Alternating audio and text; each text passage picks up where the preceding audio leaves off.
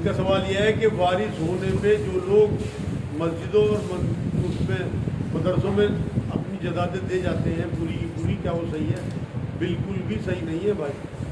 1/3 جائیداد کی وصیت کی اجازت ہے پر وہ مسجد ہو، مدرسہ ہو، کچھ ہی ہو، دین کا کوئی کام کیوں نہ ہو، جو حکم اللہ نے طے کر دیے، جو وارث اللہ نے طے کر دیے، اس میں مداخلت کرنا، اپنی چلانا، یہ آپ کو اللہ کے ہاں پکڑوا دے گا۔ آپ کتنے ہی دیندار بنتے رہے، آپ اللہ کا حکم ماننے بنا دیندار نہیں ہو۔ رسول اللہ کے احکامات جو دے گئے ان کے بنا آپ دیندار نہیں ہو۔ پہلا حق یعنی کہ وارثات کا ہوا، پہلا حق وراثت کا، پھر قرض کا جو میت کے ذمہ قرض ہو، اس کے بعد پھر وارث ہو۔ اس رات کو عبادت کرنا کیا صحیح ہے؟ ان کا سوال یہ ہے کہ جیسے آج 15 شعبان ہے، آج رات کو عبادت کرنا صحیح ہے؟ بالکل صحیح ہے بھائی، کوئی حرج نہیں ہے عبادت کرنے میں، لیکن اسے ضروری نہیں بنانا۔ اگر آپ نے اسے ایمان کا حصہ بنا لیا یا یہ سوچ لیا کہ آج میرا پتہ جھڑنے والا ہے، آج میری روح نہ قبض ہو جائے، اس سال میں میرا وہ نہ ہو جائے، اس طرح سے آپ اگر جاگتے ہو اور جو ایک بھیڑ چال چل رہی ہے اس وجہ سے اگر آپ عبادت کرتے ہو تو یہ بدعت بچ جائے گی۔ اور ویسے روزے تو کا راتوں میں عبادت کرنا کوئی حرج نہیں ہے۔ روزہ رکھنا، روزہ رکھنے کی بھی یہی بات ہے، اگر آپ اس نیت سے روزہ رکھتے ہو کہ نبی اکرم صلی اللہ علیہ وسلم مہینے میں 3 روزے رکھا کرتے تھے، 13، 14، 15، تو اگر آپ ایک دن پہلے ایک دن بعد بھی روزہ رکھتے ہو تو آپ بدعت سے نکل جاؤ گے۔ لیکن اگر آپ بھیڑ چال میں، کیونکہ نبی کی ایک حدیث ہے بہت سخت، یہ فرمایا کہ لوگ سنت تو ہٹ جائیں گے اور پھر ایسے لوگ پیدا ہوں گے، ناخلق لفظ استعمال کیا، ایسے بدخلق لوگ پیدا ہوں گے جس کا حکم ہوگا وہ کرتے نہیں ہوں گے اور اپنی ایجاد کی ہوئی چیزوں کو بہت اہمیت دیتے ہیں۔ اب فرض نمازیں تو پڑھتے نہیں پورے سال، اس رات میں جا کے پھریں گے، روشنی کریں گے اور اگلے دن روزہ رکھیں گے، فرض روزے چھوڑ دیں گے۔ آپ یقین کرو کہ اگر آپ 30 روزے اور پورے سال کی 5 نمازیں پڑھ لو، آپ کو اس رات کی ضرورت ہے۔ ایک سوال یہ ہے، کیا جسم کے پارٹ دینا اسلام میں منع ہے؟ جسم کے پارٹ دینا؟ اچھا، ان کا سوال یہ ہے کہ جیسے جسم کے پارٹ ڈونیٹ کر دیتے ہیں، بلڈ ہے یا آنکھیں ہیں یا ہاتھ ہیں یا گردہ ہے یا لیور کا ٹرانسپلانٹ ہے، کیا یہ جائز ہے؟ بالکل جائز ہے بھائی، جب لینا جائز ہے تو دینا بھی جائز ہے۔ علماء دین اس میں بہت اختلاف رکھتے ہیں، میں ان کی طرف نہیں جانا چاہتا، لیکن بہت سارے فیصلے آپ کو اپنی لاجک سے، اپنی عقل سے کرنے چاہیے۔ تو آپ اس پہ فتویٰ لاؤ کہ بھائی لینا بھی نہ چاہیے، آپ خود سوچو، یہ تو آپ اپنے آپ کو نقد بنوا رہے ہیں لوگوں سے۔ آپ جس ملک میں رہتے ہو، آپ کسی ہاسپٹل میں جاؤ اور آپ کو گردے کی ضرورت ہے، کوئی ہندو بھائی آپ کا آپ کو گردہ ڈونیٹ کرے، اگلا نمبر کسی ہندو کا آ جائے کہ اسے گردے کی ضرورت ہو اور آپ کا بیٹا ڈونیٹ کرنا چاہے تو اور آپ وہاں فتویٰ لگا دو کہ اس کو نہیں ڈونیٹ، تو ناجائز بات ہوگی۔ لینا اور دینا دونوں ناجائز قرار دیتے تو مجھے منظور ہے بات۔ کسی کی جان بچ رہی ہے آپ کے بلڈ دینے سے، آپ کا بلڈ دوبارہ بن جائے گا۔ کسی کی جان بچ رہی ہے آپ کا گردہ دینے سے، اللہ نے 2 گردے آپ کو دیے، ایک ایکسٹرا ہے، تھوڑی سی آپ کی پریشانی آئے گی لیکن آپ نے ایک جان بچا لی۔ سورہ مائدہ کی آیت سنو، جس نے ایک جان بچائی اس نے گویا پوری انسانیت کو بچایا، جس نے ایک جان لی اس نے گویا پوری انسانیت کو مار دیا۔ تو اگر آپ کی آنکھوں سے کسی کو روشنی مل جاتی ہے، آپ کے گردوں سے کسی کو زندگی مل جاتی ہے، اسی طرح کسی دوسرے کے گردے سے آپ کو زندگی مل جاتی ہے، تو یہ تو آدم علیہ السلام کے سب ہم بہن بھائی ہیں، تو لینا دینا میرے حساب سے سب دونوں جائز ہیں، لیکن بیچنا جائز نہیں ہے۔ ہاں یہ میں وضاحت کر دوں، سیل نہیں آپ کر سکتے، آپ اللہ کی مخلوق کے کام تو آ جاؤ گے، اللہ کی دیے ہوئے آدھا ہے، آپ انہیں سیل نہیں کر سکتے، نہ خون نہ کوئی چیز۔ خالی ایک روزہ رکھتے ہیں مناسب ہے کہ نہیں؟ بھائی تو میں بتا چکا، میرے حساب سے تو بدعت ہے، یہ روزہ رکھنا یہ تو نبی نے رکھا ہو اس طرح سے، 15 شعبان کا روزہ رکھتے ہو، وہ تو ہر مہینے 3 روزے رکھتے تھے، آپ رکھو، بالکل آپ کو ضرورت ہی نہیں پڑے گی سوال پوچھنے کی۔ سوال یہ ہے کہ کعبے کے سامنے نماز پڑھ رہے ہوں تو نظر کعبے پر رکھیں یا سجدے کی جگہ پر؟ مطلب حرم میں نماز پڑھ رہے ہوں، ان کا سوال یہ ہے بھائی کہ اگر حرم شریف میں نماز پڑھ رہے ہوں तो नज़र काबे पे रखें, या जैसे हुक्म है कि नज़र जो है वो सजदे की जगह पे रखनी चाहिए। क्या ज़्यादा फजीलत की बात है भाई। एक हदीस पाक में नबी ने फरमाया कि 3 चीज़ों को देखना मोहब्बत की नज़र से भी सवाब, एक कुरान पाक, एक अपने माँ बाप और एक काबा शरीफ। तो काबा तो देखना बड़ा फजीलत की बात है। तो ये सादत कहाँ मिल जाएगी आपको पूरी दुनिया में कि आप काबे के सामने नमाज़ पढ़ो, काबे पे नज़र रखो नमाज में भी। अगर कोई आदमी नमाज पढ़ रहा है, उसके पास में एक आदमी नमाज में नहीं है, अगर मैंने वो गलती करता है, जैसे एक सजदा करके हो जाता है, एक सजदा किया और किया टाइम तो दूसरा आदमी उसकी मदद कैसे करेगा? भाई आपको अगर अंदाज़ा हो गया, अगर आप इतने मगन हैं अपनी नमाज में आपको पता ही नहीं लगा, वो तो फिर तो है ही नहीं। और आपको अगर अंदाज़ा हो गया कि इसने कब नमाज पढ़ी, तो उसने नहीं, आप नमाज नहीं पढ़ रहे, वो आदमी नमाज पढ़ रहा है, हाँ। आप तस्वीर पढ़ रहे हैं, आपने देखा कि वो एक सजदा करके उठ गया है, तो उसको बता दें। बीच में आप मदद नहीं कर सकते, बीच में नहीं टोक सकते। जब वो सलाम फेर लेगा तो आप उसे कहोगे आप भाई नमाज दोहरा लो, आपने नमाज अधूरी पढ़ी। हो सकता है उसे याद आ जाए तो खुद ही सही कर ले, आपने वैसे उसकी नमाज ख़राब कर दी बीच में बोल के। अक्सर ऐसा होता है कि लोगों को याद आ जाता है या पतल हो जाता है कि मैंने 3 पढ़ी है 4 पढ़ी, तो वो 5 पढ़ लेते हैं, फिर सजदा 2 कर लेते हैं। तो इसलिए हमें डिस्टर्ब नहीं करना। हाँ, अगर उसने पूरी नहीं करी, 4 रकात 3 पे सलाम भेज दिया, फिर आपका फ़र्ज़ है कि आप उसे बताओ कि भाई आपकी नमाज अधूरी है, इसे आप दोहरा दें। इसी सिलसिले का एक सवाल है कि नमाज में जब सजदे में जाते हैं तो अक्सर टोपी नीचे रह जाती है, तो बराबर वाला आदमी सिर पर रख के उठा, क्या ये सही है? इनका सवाल यह है कि नमाज में टोपी दूसरे के सर पे रखना क्या सही है? बिल्कुल भी सही नहीं है भाई, वो गुनाहगार होगा। कि जो आपका ताल्लुक उस टाइम तार आपका अल्लाह से जुड़ा हुआ है, उसने वो तोड़ दिया बीच में। इस तरह से सामने से गुजरने का बड़ा गुनाह है ना, इसी वजह से है। ये टोपी रखना तो और आपको हिलाने वाली बात है कि वो आपको जो है वो डिस्टर्ब कर रहा है। क्या नाबीना व्हाट्सएप पे एक मैसेज वायरल हो रहा है, जो 15 शाबान का रोजा रखेगा उसके 2 साल में गुनाह माफ होगा। ऐसा अच्छा भाई, ये तो इस तरह के मैसेज तो चलते रहते हैं। आपको मैंने वजाहत से बता दिया कि आप रोज़ा रखो, लेकिन आप साथ में 1-2 रोज़े और रख लो, इससे सुन्नत अदा हो जाए कि हुजूर महीने में 3 रोज़े रखा करते हैं। तो आप और रोज़े रख लो साथ में।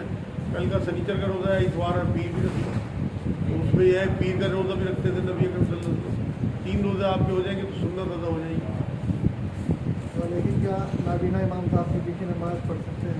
इनका सवाल है कि अगर किसी इमाम की आंखें ना हो, देख ना सकते हो, क्या उनके पीछे नमाज पढ़ सकते हैं? बिल्कुल भाई, अगर वो अपनी तहारत का ख्याल रखते हैं, हल जितने भी उनकी हिम्मत है उस हिसाब से, तो बिल्कुल इमाम जो है वो नमाज पढ़ा देते हैं नाबीना। माँ बाप के मरने के बाद बहनों को जो नाम महफूज होता है वो भाइयों के जिम्मे है। इनका सवाल यह है, अगर माँ बाप मर जाएँ तो बहनों का जो नान नफ़ा है वो क्या भाइयों के ज़िम्मे है? बिल्कुल भाइयों के ज़िम्मे है भाई, क्योंकि माँ बाप का माल भाइयों के हाथ में होता है और बहनें कमज़ोर होती हैं। नान नफ़े में 3 ही चीज़ें आती हैं, खाना, पहनना और रहना। तो वो आप अपने मेयार जैसा अपनी बहनों को इंशाअल्लाह ताला अपने बाप बन के उन्हें बेटी बना के आप करो। तो नबी की हदीस पाक मैं आपको बता दूँ, नबी ने फरमाया जिसने 2 बेटी है, पूरी वजाहत के साथ हदीस है, 3 बेटी है, 4 बेटी है, या 2 बहनें या 3 बहनें या 1 बहन, उनकी परवरिश कर दी, किफ़ालत कर दी, उनकी शादी कर दी, तो वो मेरे साथ जन्नत में ऐसे हो। तो आपके माँ बाप चले गए, अल्लाह ने आपको चांस दिया, शॉर्टकट दिया जन्नत में, और नबी के साथ होने का वहाँ आपको नबी का अगर साथ मिल गया तो आप यकीन करें आपकी पूरी ज़िंदगी सफल होगी। सवाल यह है, माँ बाप के मरने के बाद अगर बड़े भाई बहन अपने छोटों पर जुल्म करें तो क्या छोटों को आवाज़ उठानी चाहिए या सहन करें?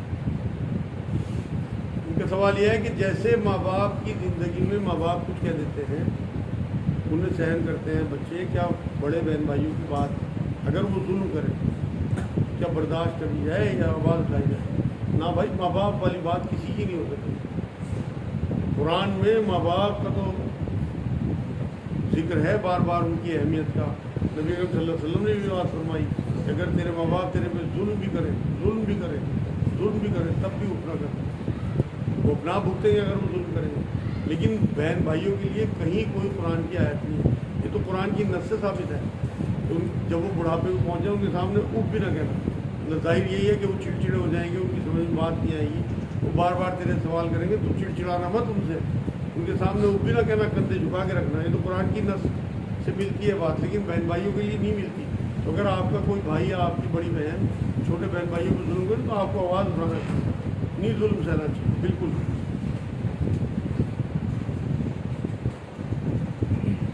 ایک سوال یہ ہے, ہم نماز پڑھ چکے ہیں, کہیں گئے اور وہاں نماز ہو رہی ہو جماعت کے ساتھ, تو کیا اس میں نفل کی نیت سے جماعت میں شامل ہو سکتے ہیں؟ فرض نماز. جی.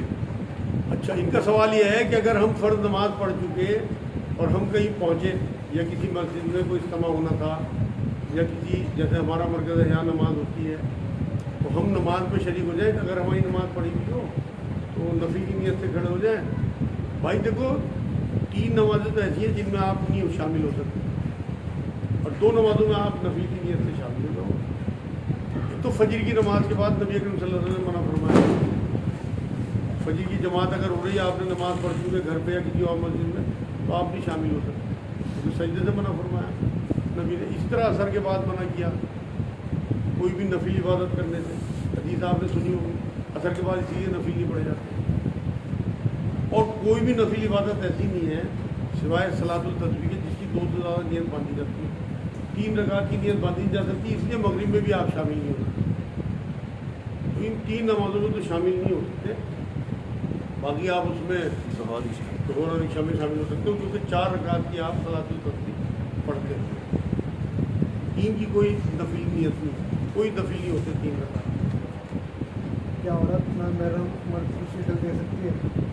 ان کا سوال یہ ہے کہ اگر کوئی مرد مر جائے, کوئی رشتہ دار یا پڑوسی نامحرم ہو, کیا عورت اس کی شکل دیکھ سکتی ہے؟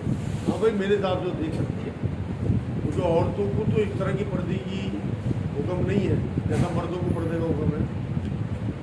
کیونکہ مردوں کی نظر میں گندگی ہے, عورتیں اکثر پاکی ہوتی ہیں, گندی نظر سے نہیں دیکھ سکتی. کسی سے کوئی عشق کرتی ہو اور وہ مر جائے اور وہ اس سے اس کا میل ملاپ بھی ہو, اس نیت سے نہیں دیکھ سکتی, باقی دیکھ سکتی. لاجک تو یہی کہتی ہے بھائی. میں تو اس لیے بتا رہا آپ کو کہ ایسی کوئی حدیث اس طرح کی نہیں ملتی یا قرآن کی آیت نہیں ملتی. مردوں کے لیے تو ہے کہ وہ ان کی نظریں جو ہوتی ہیں ان میں شہوت ہوتی ہے, اس لیے وہ نامحرم عورتوں کو مردہ بھی نہ دیکھیں. جو شکل دیکھنے کی بات آتی ہے اکثر فوتگی کے بعد ہے, اس میں کیا کوئی فضیلت ہے یا کیا حکمت ہے, کیا ان معاملہ؟ کا سوال یہ ہے فوتگی کے بعد شکل دیکھنے کی جو بات آتی ہے اس میں فضیلت ہے کیا؟ بھائی عبرت ہے اس میں. آپ اس میت کو دیکھ کے اپنی میت میں یاد کرو کہ میں بھی ایسے ہی پڑا ہوا ہوں گا اور لوگ مجھے دیکھ رہے ہوں گے اور میں کچھ نہیں کر پاؤں گا. مطلب وہ تو ایک سارا جتنا بھی آپ قبرستان جاتے ہو, نمازیں پڑھتے ہو, قبرستان جانے کا حکم نبی نے کیا, تو صرف آپ کی عبرت کی ہے. میت جو ہوتی ہے اس میں شریک ہونے کا مطلب یہی ہے کہ آپ کو اپنی موت یاد رہے اور اپنا حساب کتاب یاد رہے. اس میں کوئی ثواب والی بات نہیں ہے. ثواب بھی نہیں ہے, نبی کا حکم ہے تو ثواب تو ہوگا. ہر وہ حکم جو نبی دے کے گئے وہ سنت بن گیا آپ کی. ہمارے جنازہ پڑھتے ہوئے کیا جوتے اتارنے ضروری ہے؟ ان کا سوال یہ ہے نماز جنازہ پڑھتے ہوئے کیا جوتے اتارنے ضروری ہے؟ نہیں, کوئی ضروری نہیں ہے بھائی. نبی نے جوتوں میں بھی نماز پڑھی. آپ اگر ہمارے یہاں تو جانور پھرتے ہیں نا سڑکوں پہ, اگر آپ نے جوتے اتار کے گندی زمین پہ آ گیا آپ اور زیادہ گناہ گار ہو, پڑھے گی نماز آپ. جوتے تو آپ کے اندر پیر ہے نا, صاف ہے, آپ تلبے تو گندے ہوں گے, اگر ہوئے بھی تو اسی نماز آپ کی ہو جائے گی. اسی کی باتوں کا نام ہے. ایک سوال ہے, قبرستان میں اکثر تسکین کے وقت لوگ بات کرتے رہتے ہیں, تو انہیں کیا پڑھنا چاہیے؟ ہاں, ان کا سوال یہ ہے بھائی, آج کل دیکھا جاتا ہے کہ تدفین کے وقت لوگ پہنچ جاتے ہیں اور باتیں کرتے رہتے ہیں. ہم بھی دیکھتے ہیں.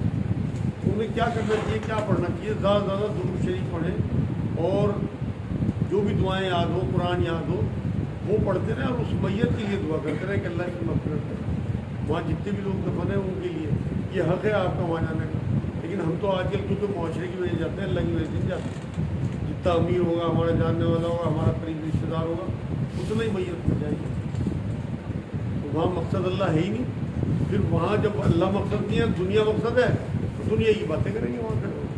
میرے حساب سے تو زیادہ زیادہ ربنا آتینا فی الدنیا حسنۃ وفی الآخرۃ حسنۃ وقنا عذاب النار پڑھتے رہے اللہ سے دعا کریں اللہ اس کی دنیا جیسی بھی کٹی کی آخرت بنا، ہماری دنیا اور آخرت دونوں بنا۔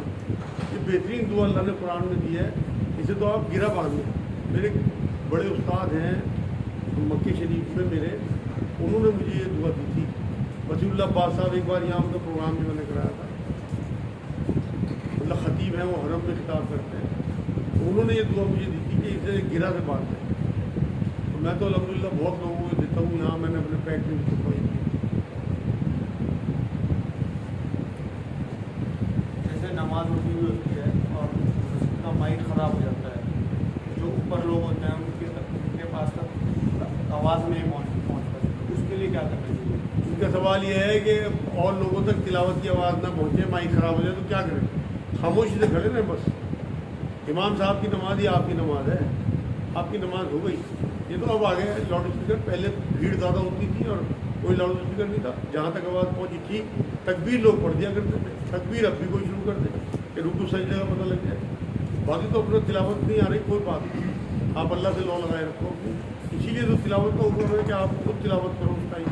اگر خاموش نمازیں ہیں یا آپ تک امام صاحب کی آواز نہیں آ رہی تو آپ کو اپنی تلاوت کرنی چاہیے۔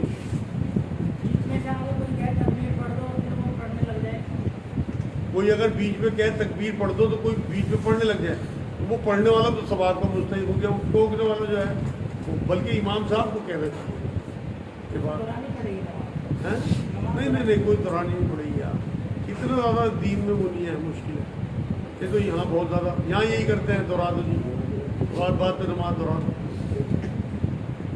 یہ جو چھوٹے بچے ہوتے ہیں نابالغ، یہ پہلے صف میں تو بتایا کہ غلط نہیں ہے، لیکن دوسری صف میں بھی اگر ہوں، آج جو مسئلہ میرے ساتھ یہی ہوا کہ بچے میرے موجود تھے تو وہ کہا کہ کتنے پیچھے بنے گا، پہلے صف میں تو اجازت نہیں ہے لیکن دوسری میں تک تو کر سکیں، تو یہ کیا صحیح ہے؟ ان کا سوال یہ ہے کہ بچوں کو کیا پہلی صف میں اجازت نہیں ہے، باقی دوسری صف میں بھی نہیں ہے؟ بھائی پہلی صف میں بھی اجازت ہے، غلط فہمی ہے آپ کو، یہاں اڑا رکھی لوگوں کی اپنی بنائی ہوئی بات ہے۔ اب میں آپ کو حدیث سناتا ہوں، نبی اکرم صلی اللہ علیہ وسلم نماز پڑھا رہے ہیں، سینکڑوں صحابہ پیچھے ہیں، حضرت حسن اور حسین حضور کے ساتھ ہیں، اور ایک بار حضرت امامہ ساتھ ہے حضور کی نماز سے، اور حضور جیسے بھی سجدے میں گئے وہ پیٹھ پہ چڑھ گئے، وہ پہلی صف میں نہیں ہے، پہلی صف سے بھی آگے ہے، وہ امام صاحب کے ساتھ ہیں، اور نبی نے سجدہ لمبا کر دیا، انہیں اتارا نہیں، نہ چھڑکا کہ تم نے میری اور میرے صحابہ کی نماز خراب کر دی۔ نبی اکرم صلی اللہ علیہ وسلم رکوع میں گئے، امامہ بیچ میں وہ نکل گئی ٹانگوں کے، نبی نے تو کہیں نہیں چھڑکا، نہ لات ماری نہ ٹوکا۔ اصل میں ہمارے ہاں دین کو بہت سخت کر دیا، دین تو وہ ہے پانی کی طرح ہے، جیسے حالات موڑے ویسے موڑتے چلے جاؤ، تو دین حنیفی کہا اس لیے کہ نبی اکرم صلی اللہ علیہ وسلم میں دین حنیفی لے کے آیا، آسان دین، یہ مشکل ہم نے کر دیا اور اس کی پکڑ ہوگی ان باتوں کی۔ بتاؤ کہاں لکھا ہوا ہے کہ پہلی صف میں بچے نماز نہ پڑھیں؟ یہ حدیث تو ہے کہ معصوم بچوں سے اور پاگلوں سے اپنی مسجدوں کو دور رکھو، یعنی کہ جو بچے معصوم ہو، جن پیشاب کرنا ہے جن کا خطرہ ہو، انہیں مسجدوں میں نہ لاؤ، مگر جو یہ حکم ہے کہ 7 سال کے بچوں کو نماز پڑھاؤ، 10 سال کا نہ پڑھے تو اس کی پٹائی کرو۔ جب آپ اسے پہلی صف سے دھکا دے کے پیٹ دوسری تیسری چوتھی، وہ باہر جاؤ اگر کبھی مسجد میں بھی نہیں آتے تو میں کہاں پھنس گیا تھا ان کے پیچھے، اس لیے شفقت سے ان کے سر پہ آ کر کے اپنے برابر میں کھڑا کرو۔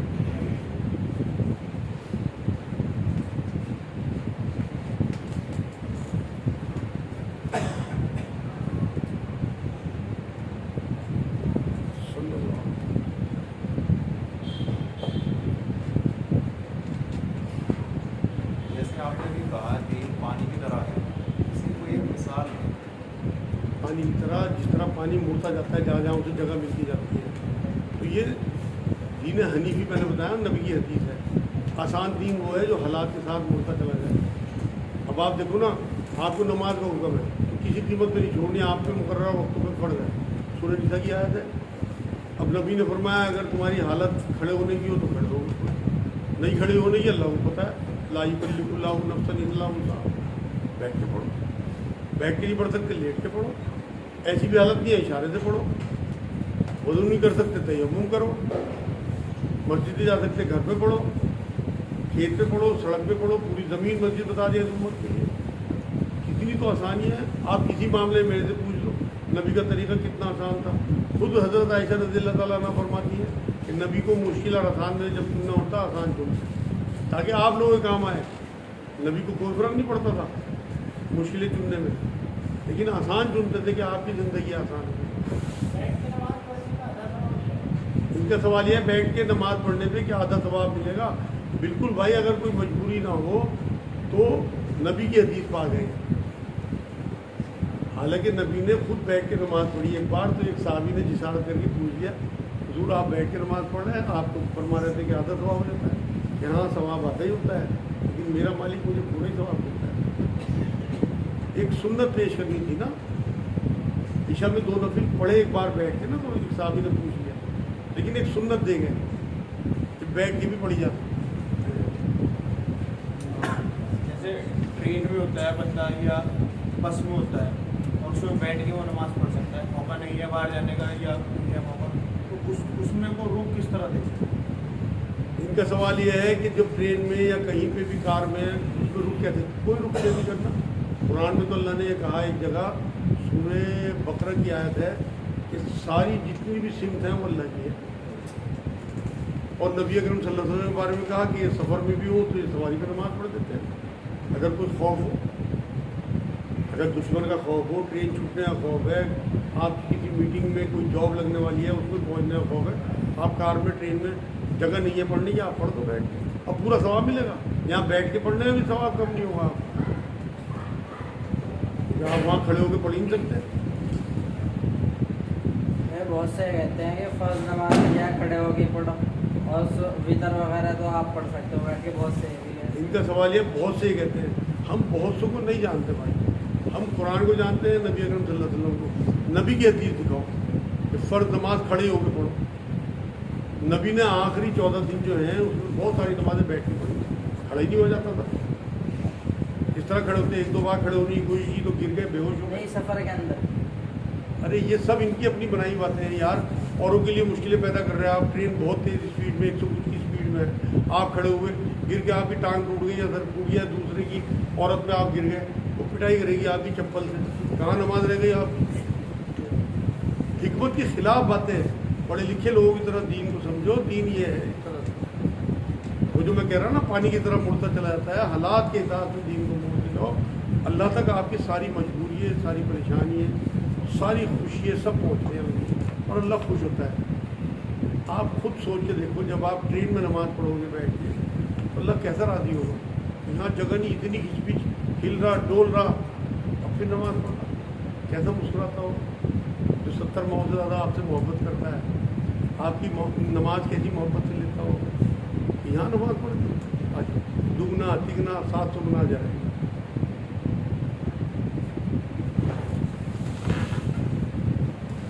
सफर में जब मिला के पढ़ लेते हैं इसके बेहतर भी एक आ जाता है, बजाय कि बीच बीच में सही ना पड़ी जाए। ऐसा वक्त हो रहा हो कि दौड़ के बाद चले और मगरिब में पहुँचे, उसके साथ मिला लो। इनका सवाल ये है कि सफ़र में मिला के जो नमाज़ें पढ़ते हैं तो वो भी मिला के पढ़ सकते हैं, सफ़र में बिल्कुल पढ़ सकते हैं भाई, और पढ़नी भी चाहिए।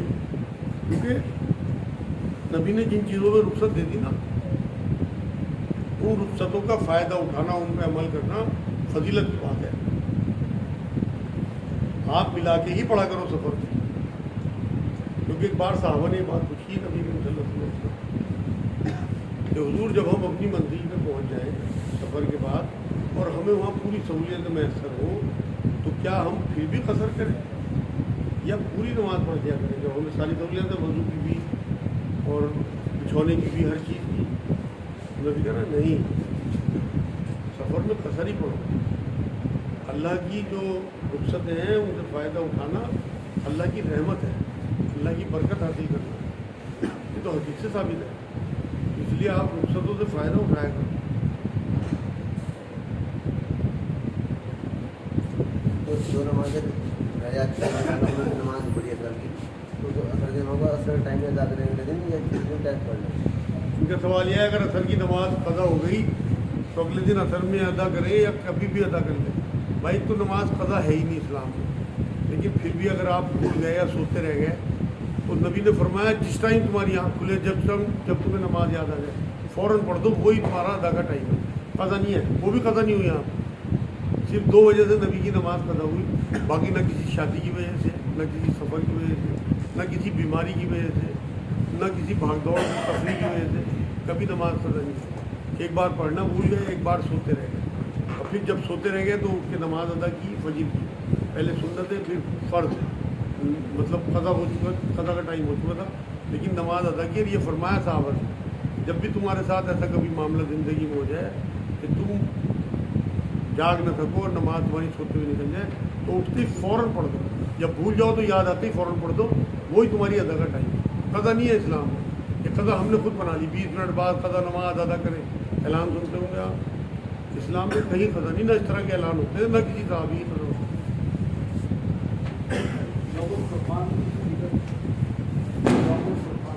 یوم الفرقان کی فضیلت اچھا ہے رمضان کی 17 تاریخ کو جیسے بدر کی لڑائی ہوئی تھی نا, ہاں, اس کی یاد میں یوم الفرقان اس کی یاد میں آپ بدر کے لوگوں کے لیے جتنی دعائیں کر سکوں, ان کی مطلب مغفرت کی, ان کے درجے بلند ہونے کی, وہ ہے اصل فضیلت. منانے کا تو کوئی یا تو نبی بنا کے جاتے ہیں یا صحابہ بنا کے جاتے ہیں, نہ کبھی نہیں منایا, بلکہ ان کی قبروں پہ جاتے تھے نبی اکرم صلی اللہ علیہ وسلم. کیا سوال تھا مجھے سمجھ میں نہیں آئی. ان کا سوال یہ ہے یوم فرقان منانا, کیا ہوتا ہے؟ جنگ بدر جس دن ہوئی تھی, رمضان شریف میں جنگ بدر ہوئی تھی, اس کی یاد میں دن منانا. تو اگر نبی بنا کے جاتے نا تو پھر ہم, نبی تو جایا کرتے تھے وہاں پہ شہیدوں کی قبر پہ, تو وہ آپ وہ دعا کرو اللہ سے کہ اللہ ہمیں ان کی قبروں کو پہنچا.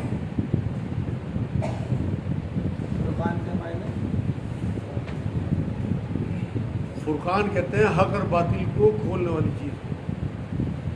شاید وہ یوم الفتح ہے. یوم الفتح جو جس دن فتح ہوئی تھی ان کے یوم الفرقان. جو لوگ آج کے دن اسلام میں آتے ہیں رسم بنا رہے ہیں, جبکہ 20 سال میں رسول اللہ پوری زندگی میں ایک منصب. ان کا سوال یہ ہے جو لوگ آج قبرستان جاتے ہیں 15 شعبان کو, جبکہ نبی اکرم صلی اللہ علیہ وسلم سے بات ثابت کی ہے, تو کیا اگر وہ اسے دین کا حصہ سمجھ رہے ہیں تو پھر تو یہ بدعت ہے. اور ویسے قبرستان جائیں اپنی عبرت کے لیے اور وہاں جا کے اپنے لوگوں کے لیے دعائیں کریں مغفرت کی, ان کی کوئی حرج نہیں ہے. مگر اسے یہ نہ سمجھے کہ اگر ہم سو گئے اور ہماری یہ رات نکل گئی تو ہمارا تو کام ہی خراب ہو گیا, پتہ نہ جھڑ جائے. اصل چکر پتہ جھڑنے کا ہے اس رات میں, جو لوگوں میں دہشت ہے نا وہ پتہ جھڑنے کی ہے. یہ بات صحیح ہے. اگر ہوتی صحیح تو میں ایک طرح سے کہتا آپ لوگوں سے, منع کرتا آپ کو, کوئی نہیں ہے. سورہ دخان کی آیتیں ہیں قرآن میں شروع میں, اس سے لوگوں نے نکالی ہیں. اس میں کہا کہ اس رات فرشتے اترتے ہیں اللہ کے امر لے کے, حکم لے کے, پورے سال کے جو اللہ کے احکامات ہوتے ہیں.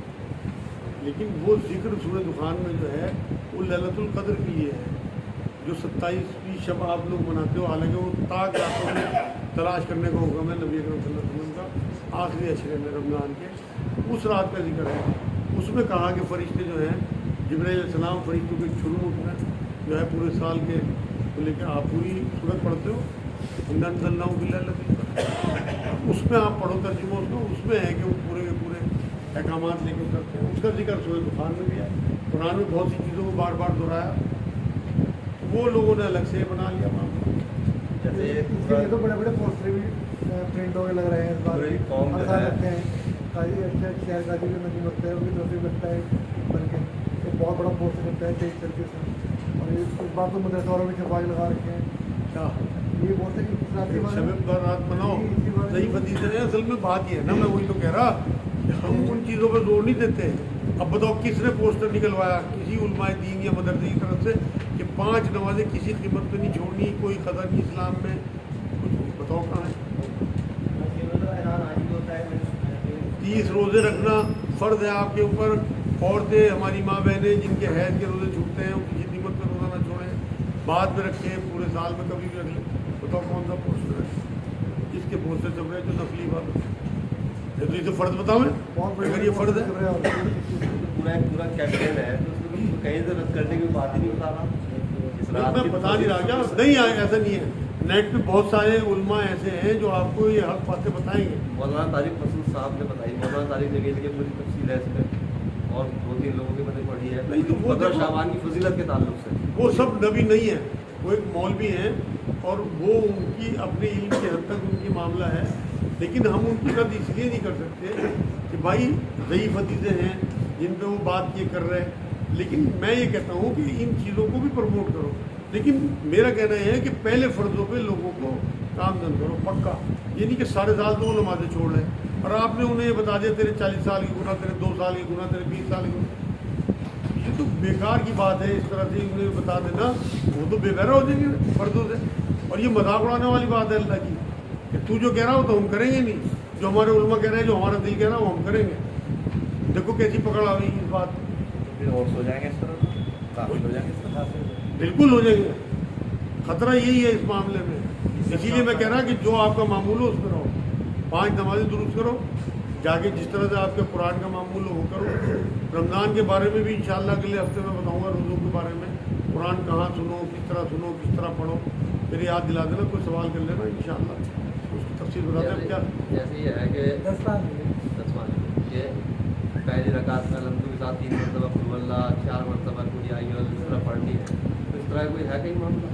इनका सवाल यह है कि जैसे है कि नफलों में पहली रकात में अलहम्दु के बाद 3 बार कुल अल्लाह, फिर 4 दफ़ा, फिर 5 दफ़ा। भाई ये सब बुजुर्गों की बताई बातें हैं, नबी की बताई हुई बातें नहीं है। नबी की बात बताई हुई ये है कि आप 5 नमाज़ों में 34 बार अल्लाहू अकबर, 33 बार सुभान अल्लाह, 33 बार अल्हम्दुलिल्लाह पढ़ दो। आप यकीन करो उससे कहीं ज़्यादा फजीलत नहीं। नबी का हुक्म अदना से अदना भी बड़े से बड़े बुजुर्ग के हज़ारों हुक्मों से बहुत देते। जैसे नमाज होती है और हम लोग जो है मतलब एक रकात पूरी कर चुके होते हैं और दूसरी रकात में माइक ख़राब हो जाए, आवाज़ ना आए, तो क्या हमारी नमाज होगी या मतलब हम लोगों को क्या करना चाहिए? क्योंकि अब भीड़ शुरू हो गई ना, रुकू सजदे से महरूम रह गए और आवाज़ ही नहीं गई मंजिल तक, ये कहना चाहता है। वो तो तकबीर का इंतज़ाम नहीं होगा तो आपको तो देखो आपकी नमाज हो गई, क्योंकि आपकी नमाज इमाम के साथ है। रुकू सजदे या तकबीर से कोई मतलब नहीं है आपकी नमाज का। जमात की नमाज की अहमियत ही थी। ये कहना चाह रहा है कि जब नीचे नमाज पूरी हो गई, ऊपर खड़े रह गए, सलाम के लिए हमें नहीं आवाज़ हमने नहीं मेरा खड़े रह गए, बाद में पढ़ लिया, 5 मिनट बाद पढ़ लिया, आपकी नमाज इमाम के साथ हो गई। इमाम जब नियत करता है वो मैं मुक्तदी होकर करता है, तो आपकी नमाज हो गई। अलग जहाँ आपका इख्तियार नहीं है वहाँ आपकी पकड़ नहीं है। देखो आज ये मेरा जुमला याद रखना सब लोग कि हमारी पकड़ हमारे इख्तियार पे है। जहाँ जहाँ हमारा इख्तियार है वहाँ वहाँ हमारी पकड़ है। माइक ख़राब होने पे अगर किसी बिना दाढ़ी वाले ने तकबीर पढ़नी शुरू कर दी तो लोग ये कहने लगते हैं कि तेरी नमाज में तो दोहरा ले, क्या ये सही है? नहीं, बिल्कुल भी सही नहीं है भाई। दाढ़ी से कोई मतलब नहीं है तकबीर का या इमामत का या किसी चीज़ का। बिल्कुल मैं बता रहा, दाढ़ी सुन्नत है, रखनी चाहिए। हुजूर ने फरमाया 10 चीज़ें इंसान की खसलत में है, उसमें खतने कराना भी है, दाढ़ी रखना भी है। खतों पे बहुत ज़्यादा जोर है, दाढ़ियों पे है नहीं। रखनी चाहिए, नबी की सुन्नत है। लेकिन अगर इससे कोई मतलब नहीं है कि कोई अगर तकबीर पढ़ देगा तो बिना दाढ़ी वाला हुआ तो इसलिए नमाज नहीं होगी। बेकार की बातें यार, लॉजिक के खिलाफ बातें हैं। ये बात इससे जरूरी है कि अगर कोई बीच नमाज से तकबीर पढ़ता है सर कोई, तो उसकी नमाज खराब हो ये जाती है। तो नबी की कोई वो दिखाओ ना यार। देखो मैं ये कहता हूँ यहाँ पे आप लोगों से, ये तो नबी की कोई हदीस दिखाओ या कुरान की कोई आयत दिखाओ। ये नहीं कि फला मुफ्ती साहब कह रहे हैं, बहुत सारे यूँ कह रहे हैं, हमारे मोहल्ले में यूँ कह रहे हैं, फला पीर जी यूँ कह रहे हैं। कितना ही बड़ा पीर हो, नबी पीरों के पीर हैं, जो नबी कह गए वो। आप क्या पूछ रहे थे भाई?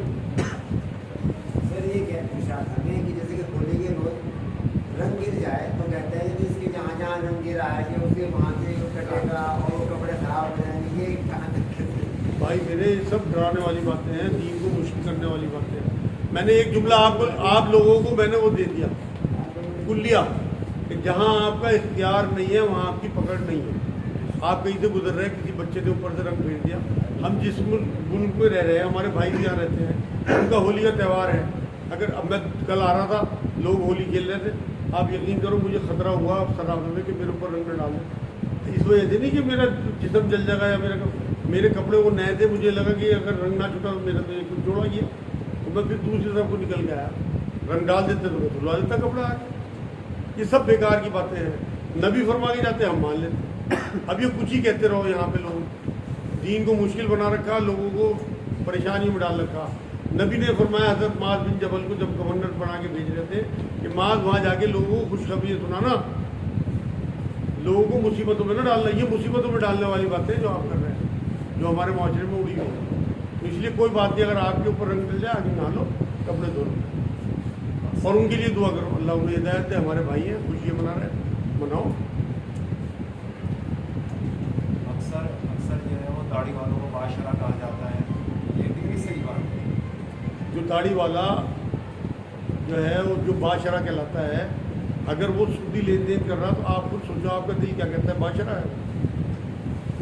शरीयत में दाढ़ी का जिक्र बता दो आप मुझे कहाँ नबी ने ये फरमाया हो कि जो दाढ़ी ना रखे वो हम में से नहीं। ये फरमाया कुरान में, बकरा सूरह बकरा आयत नंबर 279, कि जो सूद का काम ना छोड़े वो अल्लाह रसूल से जंग के लिए तैयार हो गए। अब दाढ़ी रखे जो नमाजें कदा कर रहे हैं अपनी, सुबह पढ़े सोते हैं, बादशाह हैं या आप बताओ ये गुनाहगार है। और जो दाढ़ी बूढ़ा 5 नमाजें पढ़ रहा वो बादशाह है मेरे नबी। दाढ़ी रखनी चाहिए, मैं दाढ़ी के खिलाफ नहीं हूँ, मेरे खुद है और मैं इसे मज़ेदार चीज़ समझता हूँ, मेरे नबी की बड़ी सुन्नतों में है।